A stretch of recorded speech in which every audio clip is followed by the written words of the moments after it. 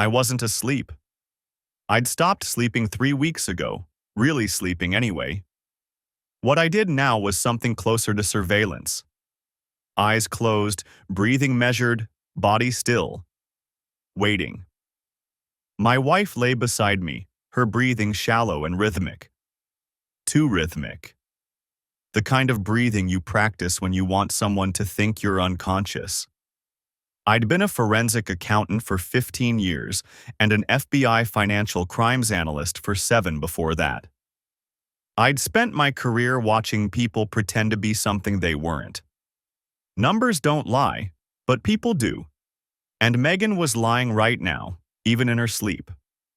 Or whatever this was. The clock on my nightstand read 2 a.m.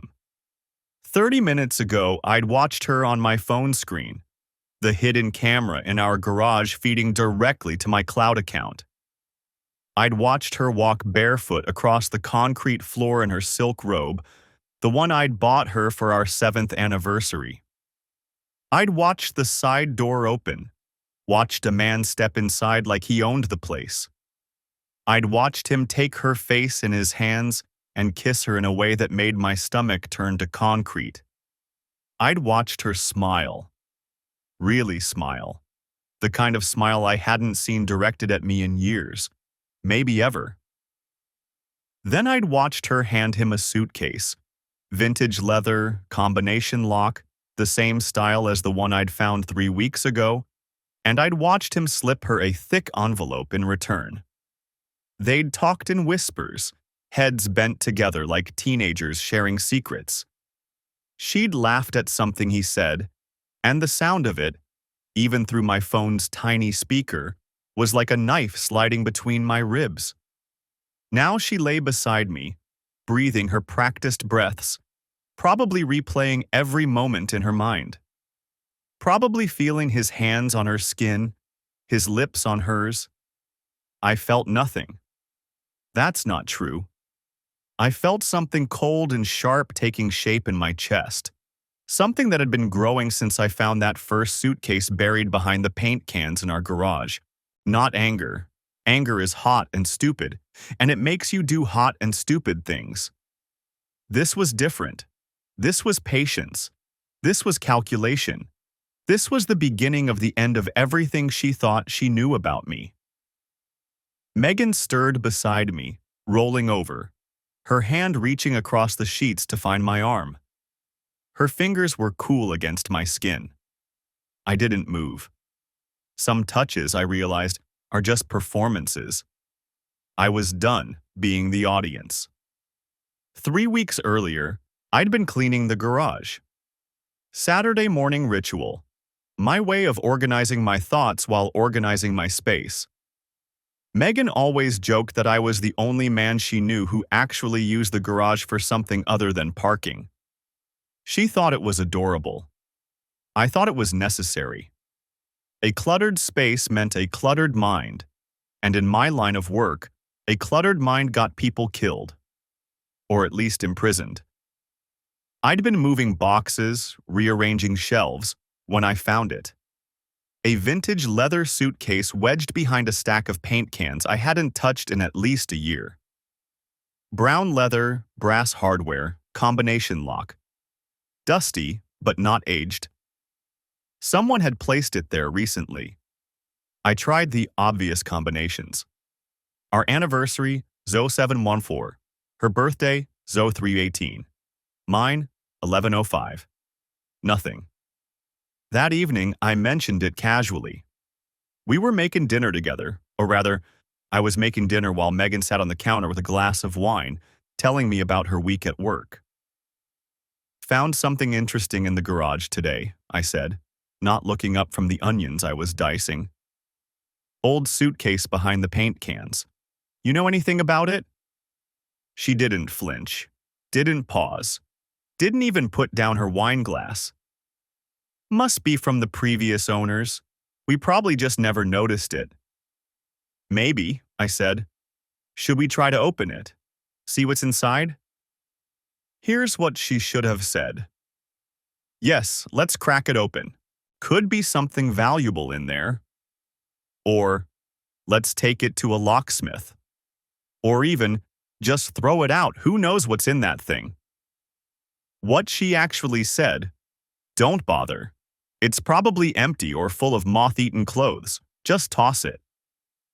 She didn't ask what was inside. She didn't suggest opening it. She already knew.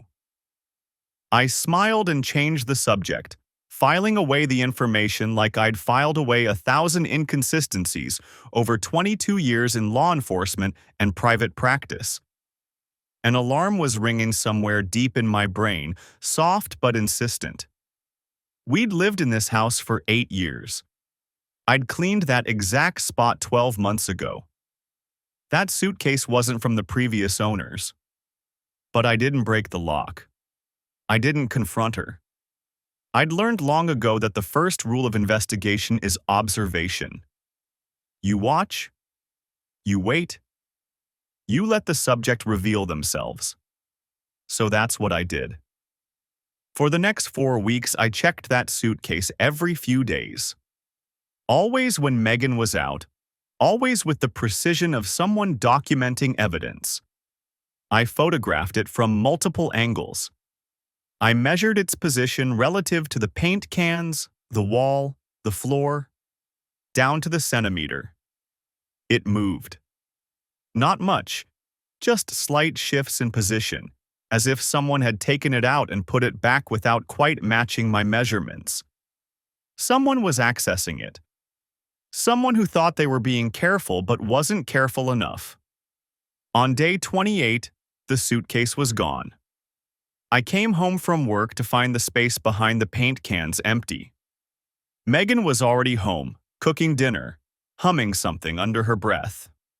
She didn't mention the suitcase, neither did I. But I found something else. A single white pill on the concrete floor, right where the suitcase had been. Small, round, a pharmaceutical imprint I didn't recognize. Not my medication. Not hers, as far as I knew. I pocketed it.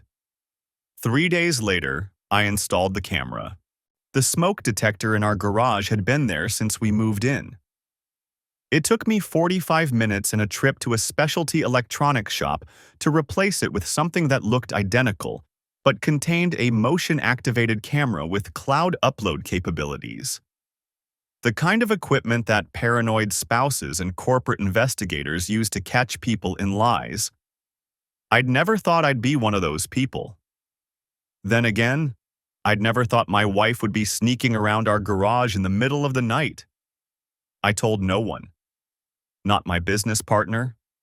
Not my best friend David, who'd been with me since freshman year at Georgetown. Not anyone. Because at this point, I didn't have evidence. I had suspicion, and suspicion was worth exactly nothing in court, whether that court was legal or personal. 2 weeks later, at 12:14 a.m. on a Tuesday, my phone buzzed with a motion alert. I was lying in bed beside Megan, or the woman I'd thought was Megan, listening to her practice her sleeping breaths. I unlocked my phone under the covers, angled the screen away from her, and watched my marriage end in high definition. The man was tall, dark-haired, handsome in a weathered way. He moved through our garage like he'd done it 100 times before, which he probably had. When Megan came through the interior door, he didn't hesitate. He pulled her into his arms and kissed her like a man greeting his wife after a long absence. Not the kiss of an affair, the kiss of a relationship, of history. She handed him a different suitcase, same vintage style, different color, dark green instead of brown. He handed her an envelope, thick enough that I could see its bulk even through the grainy night vision footage. They talked for several minutes, heads bent together, and twice she laughed. That real laugh, the one I'd almost forgotten existed. When he left, she tucked the envelope into the pocket of her robe and walked to the far corner of the garage. There was a loose baseboard there, one I'd noticed but never examined closely. She pried it back, slipped the envelope behind it, and replaced the board with practiced ease.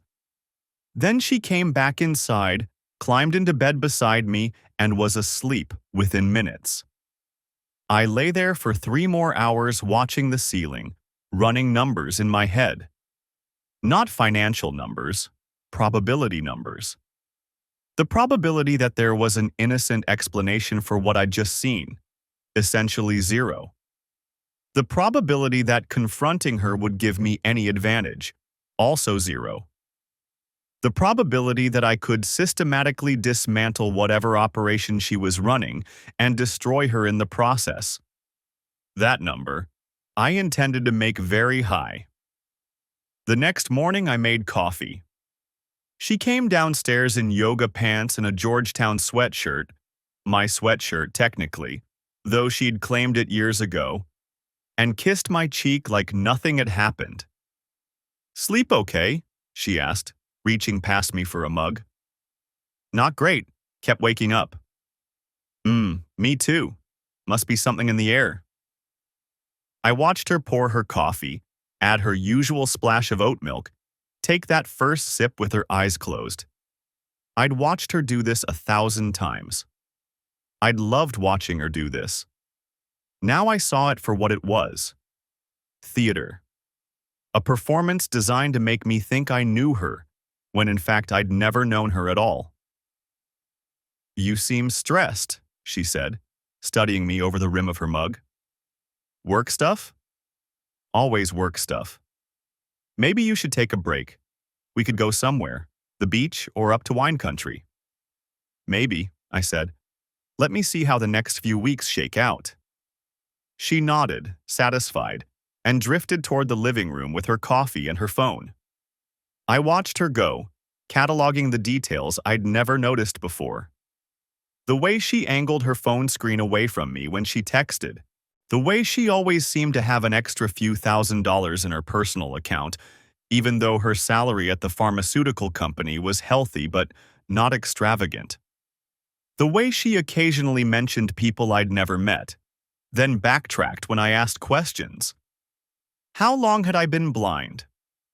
Or had I simply not wanted to see? It didn't matter now. I had work to do. The envelope contained $12,000 in cash and a handwritten note on plain white paper. I found it that afternoon while Megan was at a yoga class that I now suspected was not actually a yoga class. Next run Thursday. Amber has the route. Same split. Miss you, K. The handwriting was bold, masculine, confident. But the initial caught my attention. K. Not Connor or Chris or whatever the man's name was. K was someone else, or it was her. K. Megan's name was Megan. Maiden name Kelsey, according to our marriage certificate. Megan Ann Kelsey. But what if that wasn't true? I photographed the note, the cash, the envelope itself. I replaced everything exactly as I'd found it, memorizing the angle of the baseboard, the position of the envelope behind it. Then I sat in my car in the garage for 20 minutes, thinking. Amber has the route. Amber. Megan's best friend, the one who'd been her maid of honor at our wedding. Flight attendant based out of Atlanta, always jetting off to Miami or Boston or Chicago. Always with a rolling suitcase and a dazzling smile. Perfect cover for transporting things across state lines. I needed professional help. Luckily, I knew just the person to call.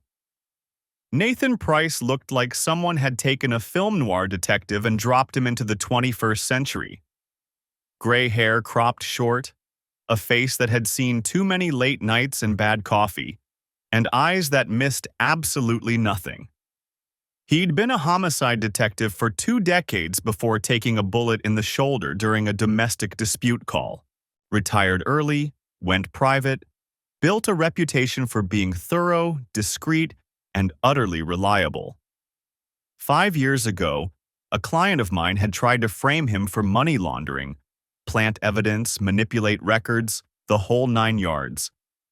I'd found the inconsistencies in the financial documents and cleared Nathan's name before the investigation could destroy his life. He'd told me then that he owed me one, and I'd said I hoped I'd never need to collect. Now I was collecting. We met at a diner 30 miles outside the city, a place neither of us would normally be seen. I'd driven in circles for 20 minutes to make sure I wasn't being followed. Paranoid, maybe, but paranoia keeps people alive. Nathan was already in a booth in the back, nursing a cup of black coffee. He looked up as I approached, and something in his expression shifted. He could see it, I realized. The change in me. The cold thing growing in my chest. "Trevor." He didn't offer his hand, just gestured to the seat across from him. "You look like a man with a problem." I sat down. Ordered coffee from the waitress. Waited until she was out of earshot. "I need you to investigate my wife." Nathan's expression didn't change. "What kind of investigation?" I pulled out my phone, opened the saved footage, and slid it across the table. He watched without comment, his face utterly neutral.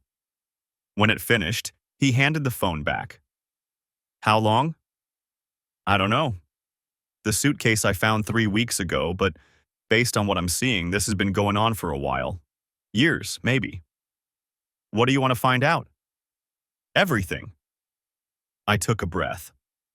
Who the man is, who Amber is, though I have a suspicion, what they're running, and who my wife actually is. Nathan raised an eyebrow at that last part. "You think she's not who she says she is?" I told him about the note, about the K. He nodded slowly, turning it over in his mind. "The suitcase thing, that's not amateur hour. Whatever they're running, it's organized, sophisticated. You might be married to a professional." "That's what I'm afraid of." "And you want me to find out the truth even if it's ugly?" "Especially if it's ugly." Nathan studied me for a long moment. "Most men in your situation, they'd want to confront her, yell, throw things, get answers. Most men in my situation haven't spent 20 years watching people lie. Confrontation gives her control. Information gives me control." I met his eyes. "I don't want to yell, Nathan. I want to bury her." A small smile crossed his face. Not amusement, exactly. More like recognition. Like he was seeing me clearly for the first time. "All right," he said. "Let's get to work." Nathan's first report came a week later. We met again at the diner. Same booth, same bad coffee, same careful precautions. "Your guy's name is Connor Webb," Nathan said, sliding a folder across the table. 41 years old, owns a business called Meridian Antiquities, high-end art and antique dealing out of a warehouse district downtown. On paper, he's legitimate. In reality, he's a fence. Moves stolen goods across state lines, specializes in items that are hard to trace. I opened the folder. Connor Webb stared up at me from a surveillance photo. The same face I'd seen on my phone screen. The same confident smile.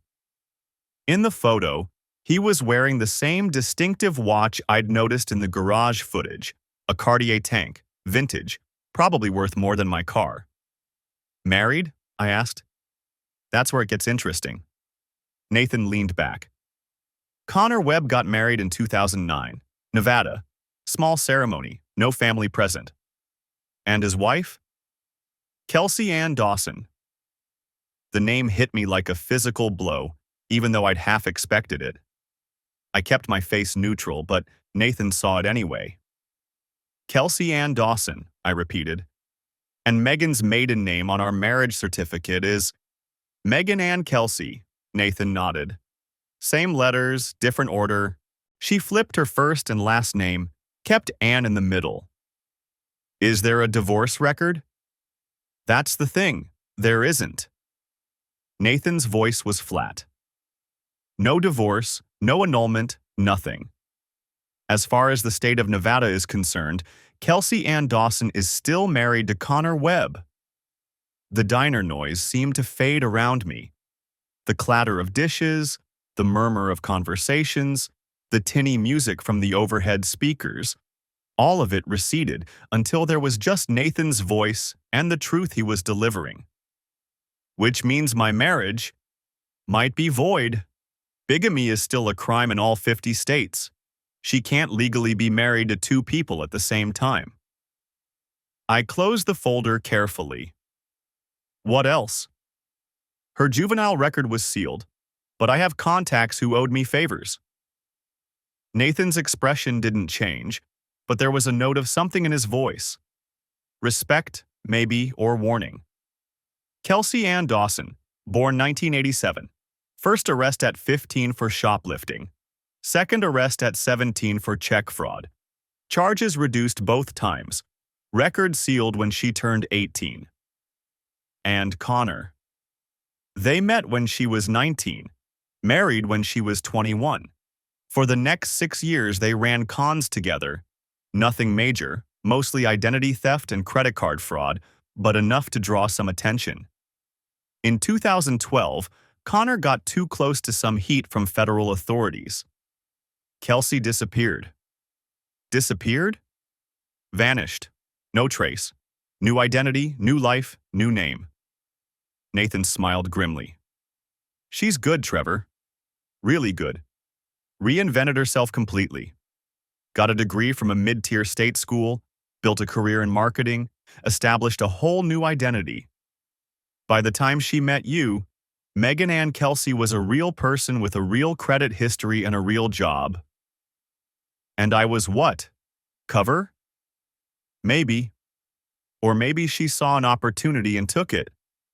A forensic accountant with a clean record, stable income, respectable reputation. You were the perfect shield. No one would suspect the boring husband. I almost laughed at that. Almost. The boring husband. That's what she called me? Nathan hesitated. Actually, that's exactly what she called you.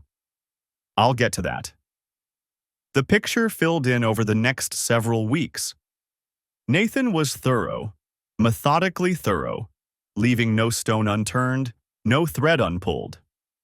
Every report brought new revelations, each one worse than the last. The pharmaceutical angle was brilliant, I had to admit. Megan, Kelsey, worked as a marketing director for a mid-size pharmaceutical company. Her job gave her access to shipping schedules, distribution routes, security protocols. She knew exactly when and where valuable medications would be vulnerable. Connor's antiquities business was the fence. He had the connections, the logistics, the network to move stolen goods across state lines without triggering suspicion. Art and antiques provided perfect cover. Who would question a dealer transporting valuable items? And Amber LeClaire was the courier. Flight attendant based out of Atlanta with regular routes to Miami, Boston, Chicago, all cities with major pharmaceutical distribution hubs. She could carry a suitcase onto a plane without anyone looking twice. She could meet contacts in airport lounges and hotel lobbies. She could move product across the country with nothing more than a smile and a rolling bag. It was elegant. It was sophisticated. It was probably worth millions over the years they'd been running it. And it was all built on my wife's lies. There's one more thing, Nathan said during our third meeting. His voice had a different quality now, hesitation, almost. I managed to get Amber alone, told her I was investigating Connor for federal authorities, implied that cooperating early would be better for everyone. She talked? She's scared. She didn't sign up for federal charges and she can see the writing on the wall. Nathan paused. She's willing to give you records, dates, amounts, everything you need. In exchange for? Nothing yet.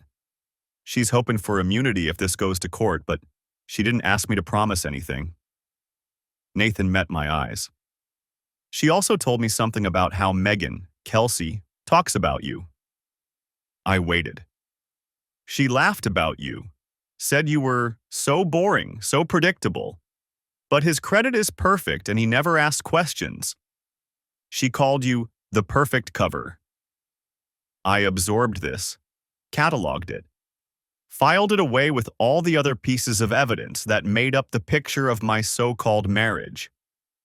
Did she say anything else? Yeah. Nathan's jaw tightened. She said Kelsey was planning to leave. This year's runs hit their target numbers, and then she's taking the money and going. You'd wake up one morning and she'd be gone. No note, no explanation, nothing. Just like she disappeared from Connor in 2012. Except this time, she'd have your money too, or as much of it as she could get her hands on. I thought about that for a long moment. About Megan, Kelsey, lying beside me every night, kissing my cheek every morning, playing the part of the devoted wife while she counted down the days until she could vanish again. Set up a meeting with Amber, I said. I want to hear it from her directly. Amber LeClaire was pretty in a nervous, high-strung way. We met at a coffee shop in Buckhead, far from anywhere Kelsey might accidentally see us. She kept glancing at the door, twisting her hands around her paper cup, radiating anxiety like a signal fire. I didn't know it was going to be like this, she said, before I'd even sat down. I thought it was just, I don't know, like a side thing. Moving some stuff around, making some extra money. I didn't know it was federal. What exactly have you been moving? Pharmaceuticals, high-demand stuff, name-brand prescriptions, medications that people can't afford at regular prices. Kelsey knows when shipments are vulnerable. Connor has buyers lined up and She trailed off, looking miserable. I just carried the suitcases. How long? 4 years, since 2020, right after everything shut down. Kelsey called me, said she had an opportunity, said it was low risk and high reward. Amber laughed bitterly. Low risk? Right. I pulled out my phone, showed her a photo of Kelsey and Connor together, one Nathan had taken outside a hotel 2 weeks ago. And them? How long has that been going on? Amber's face twisted. As long as I've known her. They never really stopped. Even when she was with you, even when they weren't running jobs together, they'd still see each other. Hotels. His place when you were traveling. She said you worked a lot, so it was easy. She said I worked a lot. She said a lot of things. Amber looked at me, and for a moment, something like pity crossed her face. She used to joke about you. Not mean jokes, just dismissive. Like you were furniture, part of the set design. The boring husband. Yeah? Amber winced. I'm sorry. I know that's not what you want to hear. I want to hear the truth. That's the only thing I want. She studied me for a long moment. You're not like she said. She made you sound like this soft, naive guy who couldn't see what was right in front of his face. But you're not, are you? No, I said quietly. I'm not. So what are you going to do? I smiled. It wasn't a friendly smile. I'm going to make her wish she'd never heard my name. David Foster's office occupied the entire 47th floor of a downtown high-rise, all glass walls and modernist furniture and views that screamed success. David himself was the same as he'd been in college, sharp, loyal, and possessed of a moral flexibility that made him an exceptional divorce attorney. We'd been friends for 23 years. He was the only person I'd told about any of this. Let me see if I understand, he said, leaning back in his leather chair. Your wife is actually someone named Kelsey Dawson. She was already married when she married you, making your marriage legally void. She's been having an affair with her first husband for at least 4 years. And they've been running an interstate pharmaceutical theft ring using her position at her company to provide inside information. That's the summary, yes, David whistled low. And you're sure about all of this? The documentation is solid? I handed him the folder, 3 inches thick now, filled with Nathan's reports, Amber's testimony, surveillance photos, financial records I'd pulled together using my own forensic accounting skills. Kelsey's secret savings account alone held $287,000, all of it from the operation, none of it reported to the IRS. David paged through the documents, his expression shifting from surprise to admiration to something approaching awe. "This is comprehensive," he said finally. This is prosecutable. Multiple times over." "I know. So what do you want? Divorce? Criminal charges? Civil suits?" "All of it." I met his eyes. "I want an annulment, not a divorce. The marriage was fraudulent from the beginning. I want it declared void ab initio, which means I keep all assets acquired during the quote-unquote marriage." "We can make that case." "I want her reported to the IRS for tax evasion. She hasn't been paying taxes on her criminal income." "Done." "I want an anonymous tip sent to her company's security department. Enough detail that an investigation will lead directly to her." "Easy." "And I want a package delivered to the FBI. Everything we have on the theft ring, Connor as the ringleader, Kelsey as the inside source, Amber as the courier. I still have contacts there. They'll know what to do with it." David was quiet for a moment, studying me. "You want to destroy her? Completely." "I want justice," I corrected. "Everything I'm doing is legal. Everything I'm reporting is true. She committed the crimes. I'm just making sure the appropriate authorities know about them." "That's a very precise distinction." "I'm a precise person." David smiled. Not quite his usual grin, something sharper and more knowing. "You know, in all the years I've known you, I've never seen this side of you. The forensic accountant, sure. The analyst, absolutely. But this?" He gestured at the folder. "This is something else. This is what she made me." "No." David shook his head. "This is what was always there. She just gave you a reason to let it out." Maybe he was right. Maybe Kelsey had unknowingly woken something in me that had been sleeping for years. Something cold and calculated and utterly without mercy. If so, that was her mistake. The next 2 weeks were about preparation, positioning, making sure every piece was in place before I made my move. I moved my personal belongings to a storage unit, a few items at a time. Books, clothes, documents, anything I couldn't bear to lose if things went sideways. I opened new bank accounts that Kelsey didn't know about and quietly transferred funds. I changed the beneficiaries on my life insurance and retirement accounts. I documented everything. And I watched Kelsey continue to perform her role as my loving wife, never suspecting that the curtain was about to fall. "You've seemed distracted lately," she said one evening. We were on the couch, her feet in my lap, a movie neither of us were watching playing on the TV. "Everything okay?" "Just work stress," I said. "Big case coming up." "Anything you want to talk about?" I looked at her, really looked at her, and saw the mask clearly now. The concerned expression, the gentle touch, the attentive questions. All theater, all performance, all designed to keep me docile and unsuspecting while she counted down the days until she could take my money and disappear. "No," I said, "nothing important." She smiled and went back to her phone, probably texting Connor about their next run. I went back to planning her destruction.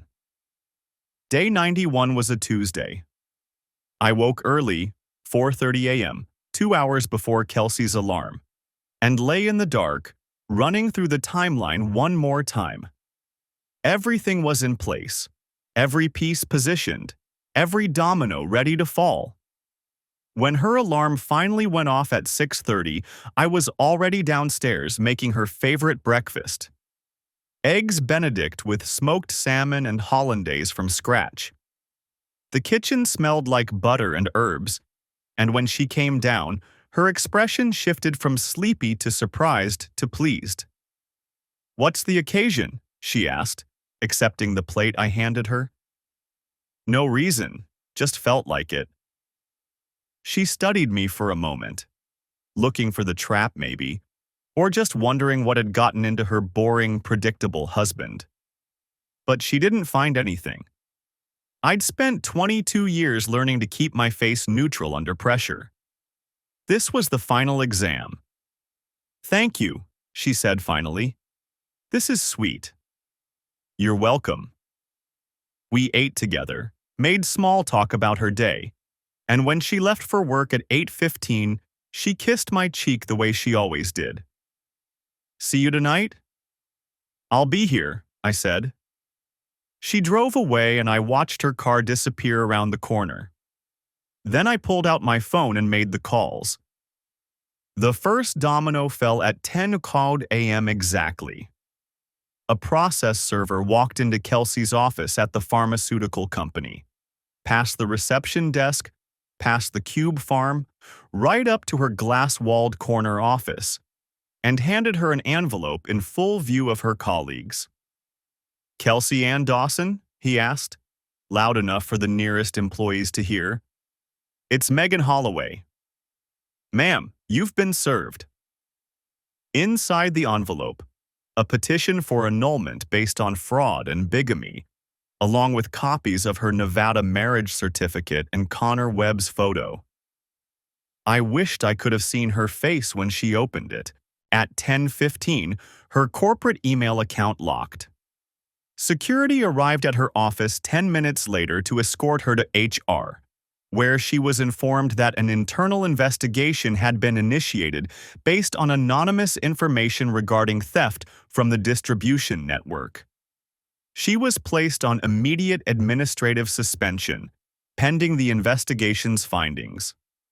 At 10:45, she tried to use her credit card at the Starbucks in the building lobby.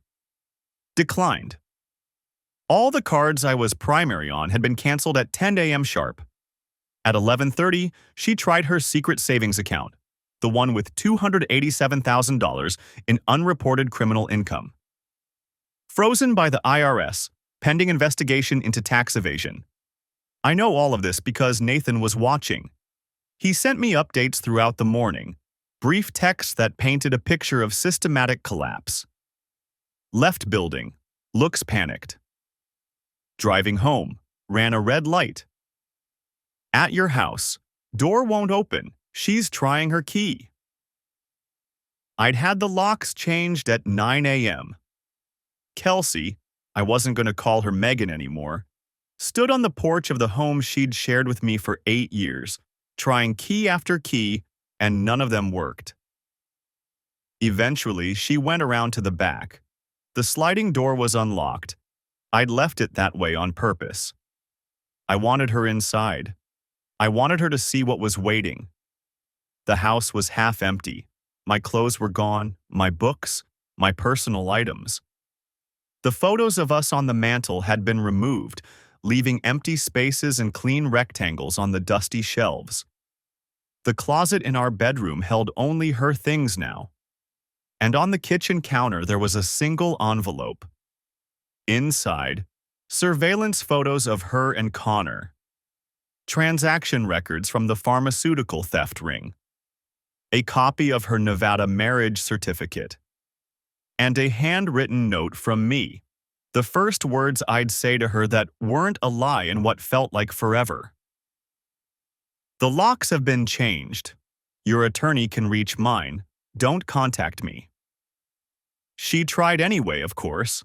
My phone logged 17 missed calls and 32 text messages over the next 6 hours, ranging from furious to pleading to threatening to desperate. I didn't read them. I didn't listen to the voicemails. I'd said everything I needed to say in that note. At 2 p.m., her phone rang with a call from Connor Webb. I know this because Nathan had a source in the FBI who told him about it later. Connor was panicking. Federal agents had just raided his warehouse, seizing shipping containers full of stolen pharmaceuticals and enough documentation to put him away for a decade. He was calling to warn her, or maybe to beg for help, or maybe just to share his terror with the only person who would understand. But Kelsey couldn't help him.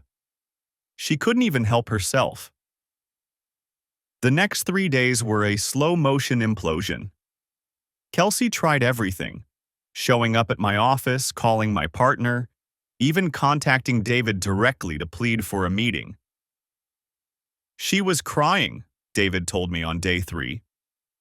Real tears, or at least very convincing ones. Said you'd gotten everything wrong, that there was an explanation, that if you'd just listen. Did she offer an explanation? No, she just kept saying you'd misunderstood. I didn't misunderstand anything. I know. I told her that. On day 4, she tried a different approach, appearing at my office with witnesses, loudly claiming that I was abusive and controlling, that she'd been living in fear, that my actions were retaliation for her trying to leave an abusive marriage. I sat in my office and watched it happen through the glass. My secretary called security. Kelsey shouted accusations while being escorted out. I never said a word. Later that day, David filed a formal response documenting every false statement she'd made, along with recordings from our home security system showing a normal, peaceful household with no evidence of abuse. Her desperation was making her sloppy, and sloppy people make mistakes. On day 6, the FBI formally interviewed her. Nathan's source told me she walked in still believing she could talk her way out of it. She was charming, cooperative, appropriately concerned about the misunderstanding. But the agents had Amber's testimony, my documentation, the evidence from Connor's warehouse, and months of surveillance footage from the garage. By the end of the interview, her lawyer was advising her to consider cooperation. And then they told her about Connor. He'd been arrested in Miami the day before, trying to board a flight to Costa Rica with $200,000 in cash and a forged passport. There were 2 tickets in his bag, first class to San Jose. But the second ticket wasn't for Kelsey. It was for Amber. I heard about this later from Nathan, from David, from various sources who observed the aftermath. Kelsey walked out of that FBI interview looking like someone had torn out her spine. Not because of the charges, not because of the prison time she was facing. Because after everything, after years of lies and betrayal and planning, Connor had been planning to leave her behind too. She was disposable. She'd always been disposable, and she'd never even known it. The annulment was granted 3 weeks later. The marriage was declared void from the beginning. Legally, it had never existed. I kept the house, the assets, everything I'd built during our years together. Kelsey had no claim to any of it because she'd never been my wife. The criminal charges took longer to work through the system. Bigamy, tax evasion, conspiracy to commit interstate theft. Her pharmaceutical company filed a civil suit for damages that would financially cripple her, even if she avoided prison time. The IRS wanted their share of the unreported income, plus penalties and interest. When the dust settled, she was looking at 5 to 8 years federal, depending on how much she cooperated and how good her lawyer was. Connor Webb got 12 years. The first ticket to Costa Rica turned out to be a pattern, He'd been planning his exit for months, skimming from the operation, preparing to disappear the same way Kelsey had disappeared from him in 2012. Maybe there was some poetic justice in that. Amber LeClaire got 18 months and a supervised release program. Cooperating witness, first-time offender, demonstrated remorse. She'd been a small fish, and the prosecutors were more interested in the big ones. Against David's advice, I agreed to meet Kelsey one last time before sentencing. Public place. A coffee shop downtown. Neutral ground. Witnesses everywhere. David thought it was unnecessary, even risky. I thought I deserved to look her in the eye and hear what she had to say now that all her masks had been stripped away. She looked smaller than I remembered. Thinner. The polished confidence that had defined her was gone, replaced by something hollowed out and exhausted. She was wearing clothes I didn't recognize. New purchases, probably, since most of her wardrobe had been seized as evidence. I sat down across from her. She didn't meet my eyes. "Thank you for coming," she said. Her voice was flat. "What do you want?" I wanted to explain. "No." She looked up at that, startled. "You had 9 years to explain," I said. "You had 9 years to tell me the truth about who you were, what you were doing, any of it. You chose to lie. You chose to steal. You chose to plan your escape while you slept in my bed and spent my money and laughed about me with your boyfriend." I kept my voice even, controlled. "So no, I don't want your explanations." "Then why did you come?" "Because I wanted to ask you something." I leaned forward. "Was any of it real? Any of it at all?" She was quiet for a long moment. When she spoke, her voice was barely above a whisper.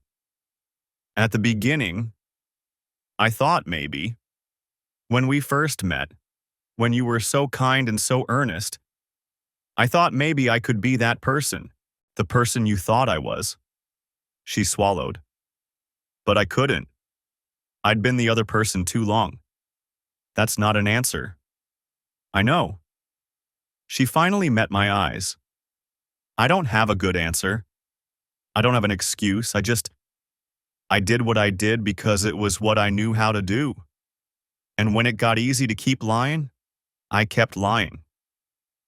I studied her face, the face I'd woken up next to for 9 years, the face I'd thought I knew better than my own. I felt nothing.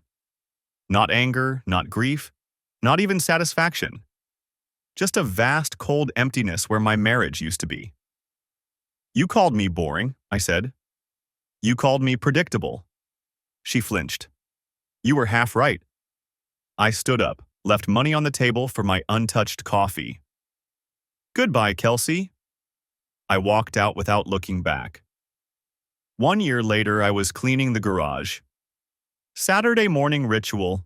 Some things don't change, even when everything else does. I'd sold the house to a young couple expecting their first child. They seemed happy, excited about the future, utterly unaware that the previous owner had used this space to run a pharmaceutical theft ring. Some truths don't need to be shared. The new owners would take possession next week. I was boxing up the last of my belongings, preparing for the move to a downtown condo with no garage and no basement and no spaces where secrets could hide. I found the hidden camera still mounted in its smoke detector housing. I'd meant to remove it months ago but kept forgetting. Now I climbed the ladder, unscrewed the housing, extracted the camera, and dropped it in the trash. Evidence collected, purpose served, no longer needed. The loose baseboard where Kelsey used to hide her envelopes had been replaced during a renovation. The new board was flush, secure, permanently fixed. Nothing could hide behind it anymore. I carried the last box to my car, took one final look around the empty garage, and closed the door. The news article appeared 6 months after that. I found it while scrolling through headlines on my phone.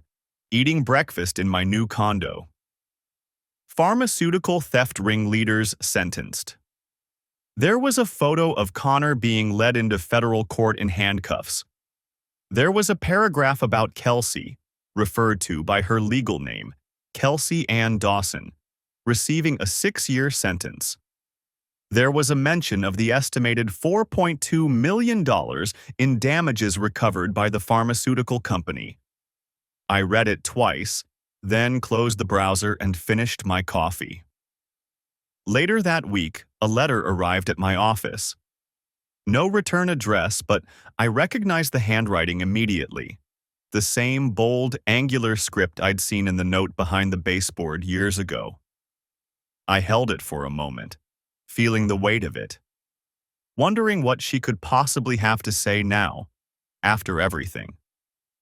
Wondering if there was some final revelation, some last confession, some attempt at closure. Then I walked to the shredder beside my desk, fed the envelope through, and watched it turn to confetti. Some doors close, some locks change, and some letters should never be opened. I went back to my desk, opened my laptop, and got to work. There was a new case waiting, possible embezzlement at a medical device company, complex enough to keep me occupied for months. Outside my window, the city hummed with its usual energy. Traffic, voices, the pulse of ordinary life going on in all its messy, complicated glory. I'd survived. More than survived. I'd won. But I'd also learned something about myself in the process, something I wasn't entirely comfortable with. The cold precision that had served me so well during Kelsey's destruction hadn't disappeared when the battle ended. It was still there, coiled somewhere deep inside me, waiting for the next time someone mistook my patience for weakness. The boring husband. The predictable husband. The perfect cover. They never saw me coming. Maybe that was the point. I finished my coffee, turned to the embezzlement case, and let the numbers take me away. Numbers don't lie, people do. But I'd gotten pretty good at spotting the difference. The garage was empty now, sold to strangers who'd never know what happened there.